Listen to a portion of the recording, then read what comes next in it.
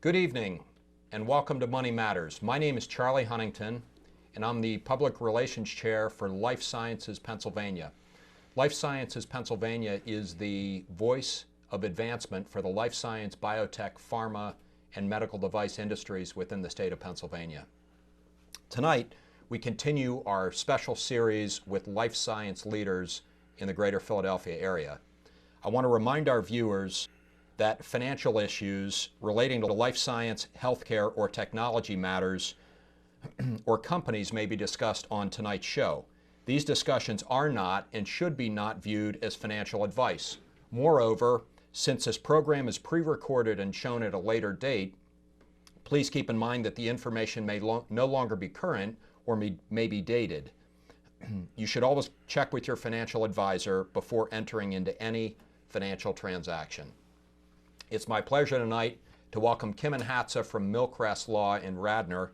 MillCrest Law focuses on the life science, healthcare, and information technology areas, and Kimon is an attorney and partner at MillCrest. Welcome, Kimon.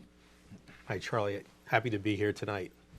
So this is the part of the show where you and I typically ask each other questions about life sciences issues or legal practice matters relating to life sciences issues. But with your indulgence, I'd like to go in a little bit of a different direction tonight. Particularly, I'd like to do something on a more personal nature. You know that tomorrow night is the Life Sciences PA annual meeting, which is the signature event of the organization. Always extremely well attended, and tomorrow night is going to be no exception. I think I read recently that it was sold out, which is no big surprise. When I was looking at the list of honorees at this year's event, I saw our own Charlie Huntington among the list of recipients of awards this year's President's Service Award. First, my sincerest congratulations to you, Charlie. I know of no one who's more deserving of that award. And I know you don't like this and it doesn't make you particularly comfortable, and I apologize for putting you on the spot. But I was hoping that you would take a couple minutes and tell our viewers a little bit about the President's Service Award and why you might be the recipient this year, or why you are the recipient this year. Well, I appreciate the congratulations, and it's a great honor, especially because we are service providers, right? We're not folks from within the industry. I really think that what Life Sciences Pennsylvania is trying to call attention to is the fact that, and I was involved with this, and I'm involved in this, 2 years ago we started an in-transition group for senior professionals within life science, biotech, pharma, healthcare, IT, CROs who've been displaced. And what we said is, if you're director's level and above, so director's level and above, and you've worked in one of those industries, not just aspire to work in one of those industries, if you've worked in one, then come on out. We try to do these, we're getting to about every 6 weeks now, where we will call these people together, and it's in the spirit of 1 + 1 = 3. So if you're a senior level person and you are you have experience within those industries that we've just mentioned, the spirit of it is maybe the attorney who is in transition and the HR professional and the business development person, they're not looking for the same job, but they may trip over companies who are, you know, long on legal advice, but they need help in finance. And that's where Kimon thinks of Charlie, or vice versa, right? Mm-hmm. So it's been that. And I think that this award calls attention to the fact that many of these people have not only found work, but they found it in the industries they're looking to be in the greater Philadelphia area, which is a tribute to the region, but happy to be a part of it. Right. Thanks, great, Kimon. And congratulations again, Charlie. Thank you. It's my great pleasure today. Well, before we get started, let me explain to our viewers how they can go about asking a question on a future show. You can have your questions answered on Money Matters. Please go to our website, money-matterstv.com. On our homepage, click on the banner on the right that says, Send us your questions. While you're on our website, you can find information about our host and guests, as well as show notes and links about this show and past shows. Money Matters is also available as a podcast on iTunes and Stitcher, so you can listen to Money Matters while you're on the go. That website address again is money, M-O-N-E-Y, dash matters, M-A-T-T-E-R-S, TV.com. It's my great pleasure tonight to introduce Adam Glaser. Adam is Chief Design Officer of Benjamin's Desk, Philadelphia's leading co-working enterprise. Adam graduated from Rice University in 1987 with art and architecture degrees and graduated with distinction from the Harvard Graduate School of Design in 1996. He's been on the faculty of both WashU and Penn. As an award-winning architect and urban designer, Adam's projects have mainly been in higher education, next-generation workplaces, and innovation districts. Since 2000, Adam has led over $1 billion of built construction for several life science corporations, including Amgen, MedImmune, and Wyeth. He's worked on incubators at Berkeley, Penn State, Wake Forest, the University City Science Center, and with a consortium of universities in San Diego. Adam, welcome to the show. Great to be here. Thanks, guys. Sure. Can you tell our viewers, please, about Benjamin's Desk and specifically where are your sites? Happy to. So we have currently 5 sort of formal sites right now. The 3 are in Center City. We started in Center City focusing on the tech community. We've now expanded into University City, which is just an incredibly exciting place for us. And we want to pivot and look at the life sciences. We've traditionally been in IT, types of sort of social services. We're really interested now in supporting the life sciences community in Philadelphia. We are going to be opening a site very soon at 41st and Powelton, and then we're also very involved in the Pennovation Incubator at Penn, which has been really exciting and giving us a chance to really resonate with the larger community. So with regard to Benjamin's Desk, I mean, where do the buildings come from? When I've looked at it, it looks like buildings that have been around for many years. It doesn't look like new space necessarily, but maybe I'm mistaken. Well, no, that's a really good point. We typically reuse buildings and reuse space, so we love being in what I call kind of B-C class types of buildings. We take those buildings, we generally create a large number of offices for younger folks who probably wouldn't be able to get office space in a conventional market. And it's terrific because buildings with a lot of character. 1608 was the original Standard Oil building. It's across from the Apple store, just fantastic building. It allows us to give the building a second lease on life, and it allows us to put people into buildings that at the end of the day wouldn't be able to go into Class A space. Okay. And the name, where did the name Benjamin's Desk come from? So our founders, the mayors, were noodling around one night, and we're trying to decide, well, what would Benjamin Franklin have had on his desk? And we thought about all sorts of things, books, materials, tools, whatever. And so we thought, Benjamin's Desk. But it sort of picks up on a larger thing. We work with a lot of other groups, 1776 out of Washington, D.C., 1871 out of Chicago. All of them are young, future-forward companies that are tying themselves back to an historic event, and I think trying to recreate that energy of being a founder. It's neat. When you look at if I'm a young entrepreneur and I'm coming to you and you've got a great value prop,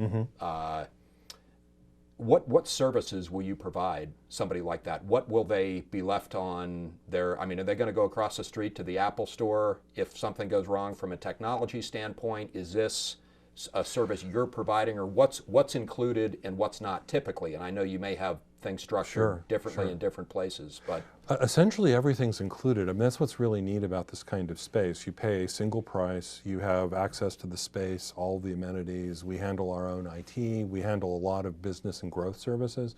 So we have legal advice, we've got accounting advice. I was actually in a position I had to start an LLC, and I got it done in 20 minutes. Wow. So it's the sort of thing where a lot of people come in our space, a lot of energy, and then as it dawns on them, there are all these things they have to do.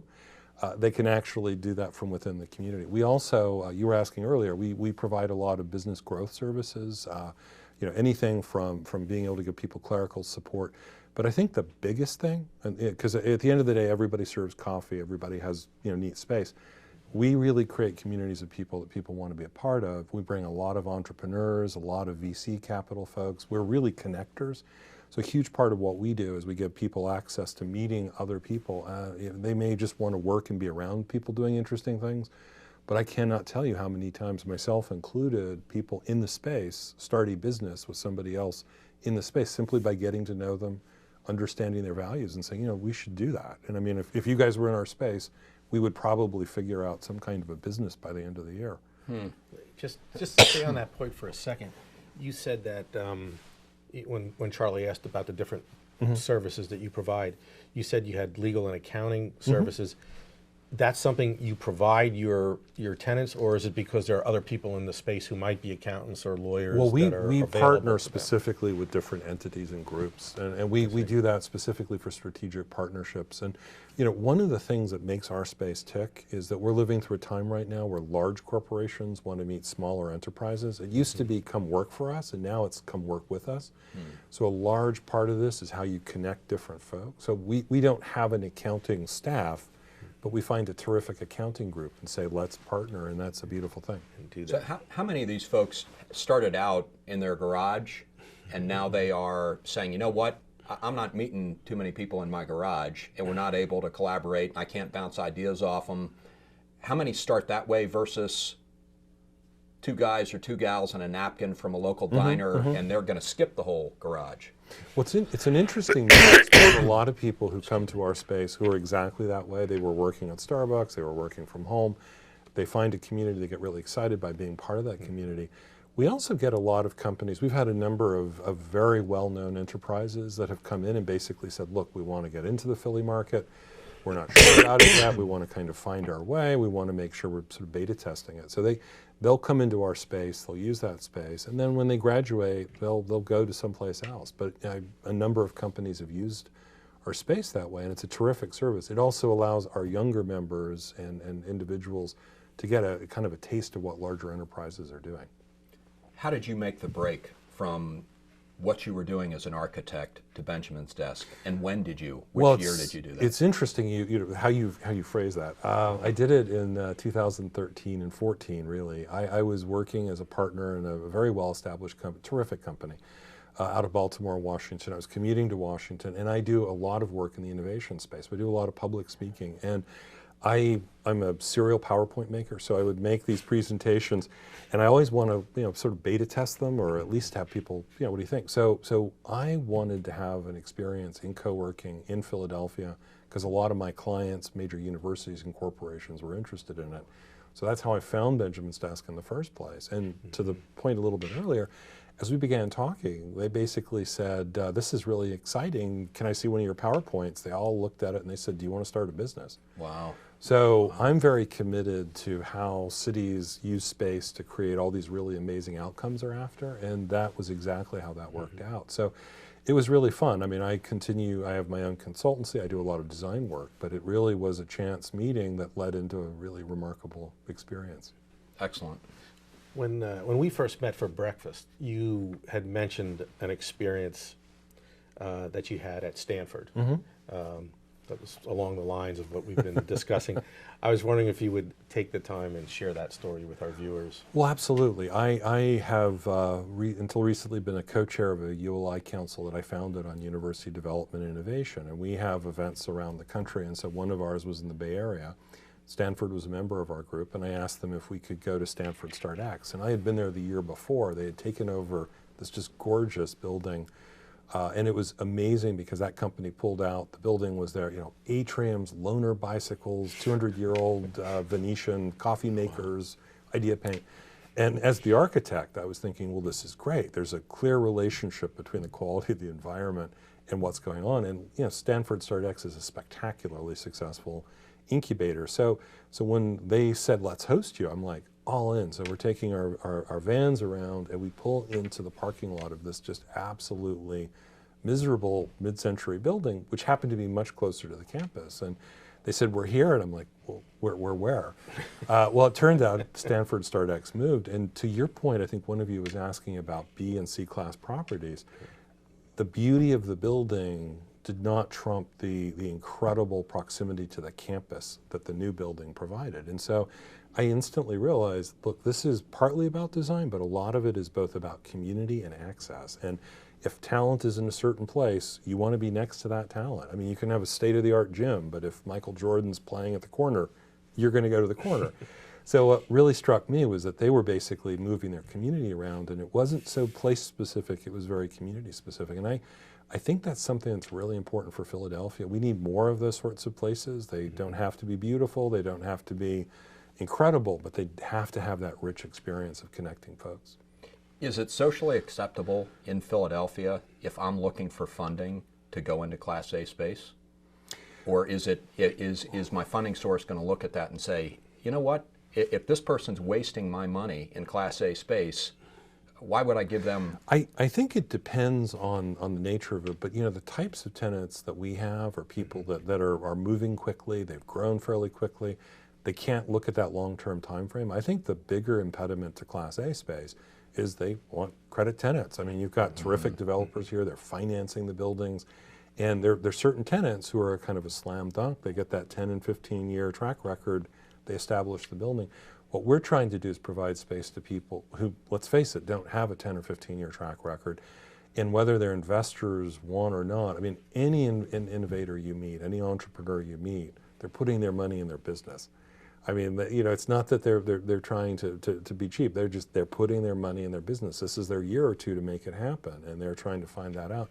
That's difficult to do in Class A space. It does happen from time to time, but it usually takes a larger entity that basically holds the lease and has an interest in the people coming through the community. We may see more of that, but that's not the typical norm. You worked with the Cambridge Innovation Zone in Boston? Cambridge Innovation Center. In Boston.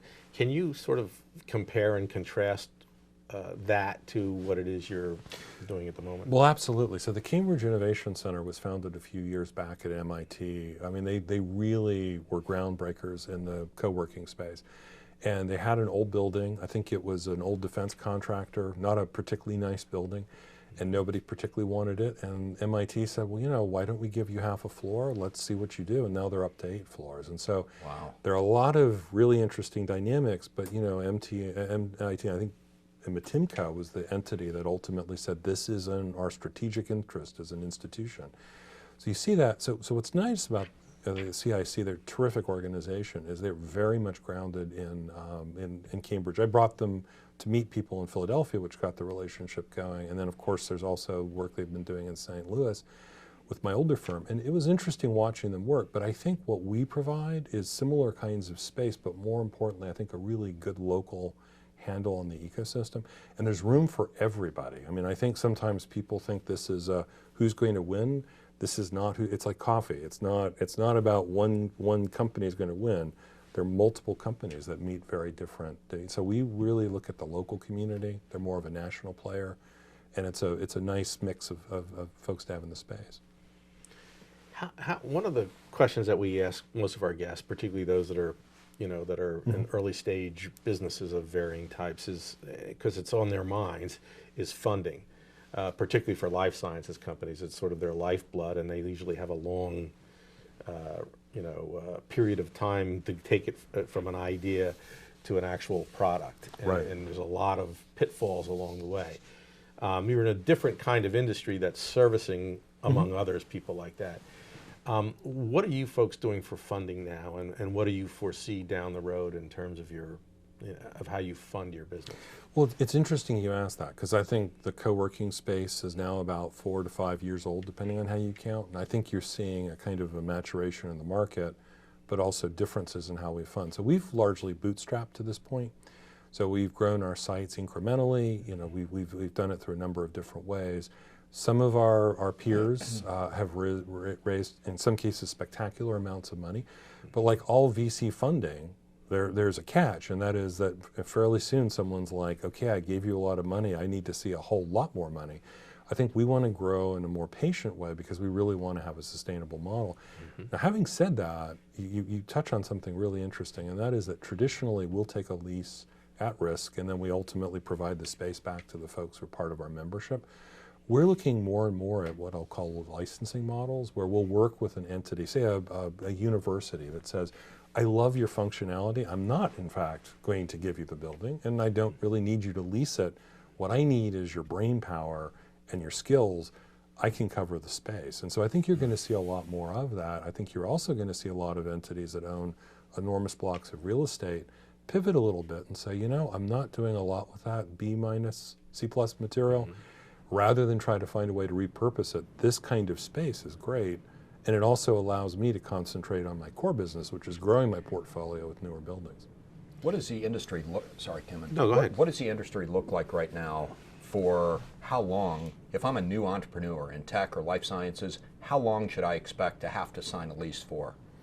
Well, our leases are typically 60 days. I mean, that's one of the nice things about it. That's incredible. Well, and you know, the interesting thing, so for instance, in our sites in Rittenhouse Square, I don't think we've ever had an office open. I mean, people are waiting to get in. So if someone says, I need to do something else, the next person comes in. But we try to provide that level of flexibility because, you know, people have a lot on their minds, and I think we want them to realize we have their backs, but we're also not here to. So, you know, in certain cases, we're seeing larger tenants moving into the space. I mean, you'd asked me earlier about 1, 2, 3, 4. You know, you got a person who was working in their house, and now it's like, I have space and a fridge. It's great. Larger entities, and by that I mean people up to 10, are thinking, well, I'm established, but this is a great option for me. I want to be in the community. They want something a little bit more. We usually do more of a custom deal, but again, it's a year or two. I mean, if someone came and said, we really want to do something spectacular, we'll do a 5-year deal, we'd love that.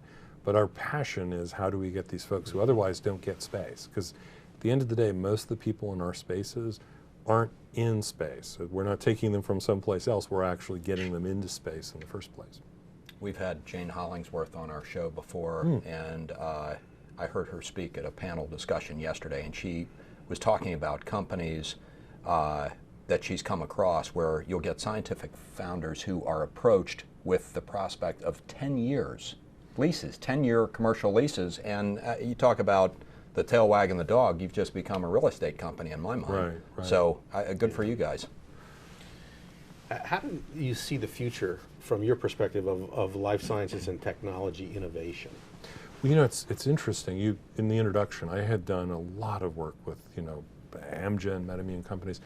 Back in 2000 to 2005, you couldn't build space fast enough. I think they'd all agree with that. They were looking for spectacular sites because talent needed to be attracted to a certain place. So they were looking at Seattle, the Bay Area, and you know, you built in a lot of amenities, and you built in a lot of redundancy. And after 2007 and 8, which you know affected all of us, I think people began looking at that going, that's really not a sustainable model. Yeah. We used to create a sandbox for all of our innovators. Our innovators now don't necessarily want to be in a suburban site, but they also want to be where they are now. So I think what I'm seeing in the future is you're going to see large anchors remain, but probably change a bit, but sort of remain in place. What you're really seeing though is I think the dialogue between the smaller companies and those companies, and that's where our space comes in, because a large enterprise can say, I'm interested in this type of drug, I'm interested in this type of device. Here's some people I want in my world, but they're not coming to the mothership, they don't want to be there, that's cool. We'll host them and host the dialogue, and I think you're going to see a lot more of that, because as you talk to people about drug discovery, they're no longer doing it as much in-house. They're looking for partners or looking for people with really great ideas and then giving them a shot at making that idea efficacious. Adam, you touched on incubators, and maybe you want to broaden the discussion a little bit. Specifically, have you had discussions about licensing? And we don't need to name names here, but if somebody trips over a great innovation in your space, have you had discussions about partnering with them on that or not so? How does the IP work if they're in your space? Well, it's an interesting question. We typically do not take a stake in those companies, and we do that for a couple of reasons. You know, one of them is there are some tremendous entities that do what we do, but they do ask for a stake. What's interesting to me is when I look at some of the most successful ones, again, take StartX. They don't charge rent. We definitely charge rent, but they don't take a stake in the company. They're trying to create the place that people want to be, to bring those ideas and facilitate that conversation. And I think we feel that if we're not that open, we're not going to get the people that really, really want to be successful startups. So we hold that at arm's length. I mean, we focus on relationships, we focus on long-term goals of keeping people in the ecosystem. We're all about Philadelphia, so I mean, our goal is we want people to feel like this is a place I can make the rest of my life, and it's a great decision that I did. We are likely down to about 2 minutes. Do you have a final question you'd like to pose to Adam? One of the questions we have frequently asked is when you see folks who are displaced, you know, a lot of people have been laid off, for example, by large pharma, and these are scientists that may have been working in a place for many years, and now all of a sudden, what do you say to folks like that who are maybe thinking about starting their own company and continuing with an idea that they might have been working on, you know, when they were still at large pharma? Well, I think it's interesting. I've coined a term called boomerangs. It's people over 50. I'll throw myself in that category, but people who basically are looking at younger entrepreneurs and going, I like what you're doing. I'd like to try that as well. Chances are a person in their 50s in the life sciences grew up through a system, you know, the NIH funding, you name it, get to a certain point, and then when someone says Brave New World, they may or may not be adjusting to it. I'd say two things. One of them is you can make it as an entrepreneur. And you know, it'd be great to have you in our space, but being in a space like this, you're learning from other people, you're seeing them, they're telling you their stories, you're telling them theirs. You know, innovation, I remember a young woman was telling me this in Cambridge one time. She said, you know, innovation's a social process, and I still think that's one of the more amazing things I've heard someone say, and it is a social process. And so getting back in there, seeing people doing that and choosing to do that is great. I think one of our long-term goals as we look to partner with larger enterprises is also to find a way to support people. That's just a natural part of the process. And what I'd like to see is groups like that also creating almost a sort of an outboarding process, but one much more focused on you have a lifetime of skills, you're an amazing person, let's get you set up, we want to keep you here, and chances are if you have your own thing, you're going to contribute even more to the ecosystem. Let's make that happen, and that's a huge part of it. That's probably something that you and Kimon and I should collaborate on in the future. We would count me in. All right. Adam, you've been a great guest. Thank you. Yes, thank you unfortunately, we're out of time, so we're going to have have you back on a future episode. You've done a great job. Thank you. Kimon, as always, thank you for co-hosting. Thanks, Charlie. My pleasure. I want to remind our viewers that our next guest is Jason Matson. Jason is CEO of Matson Consulting Group. Jason is going to spend time speaking to you about software. I also want to call your attention to the fact that Money Matters is available on YouTube as well as an Audible podcast on iTunes and Stitcher Radio, listed as Money Matters, the podcast for mobile devices. Thanks very much for your attention tonight, and we look forward to seeing you again on an upcoming episode.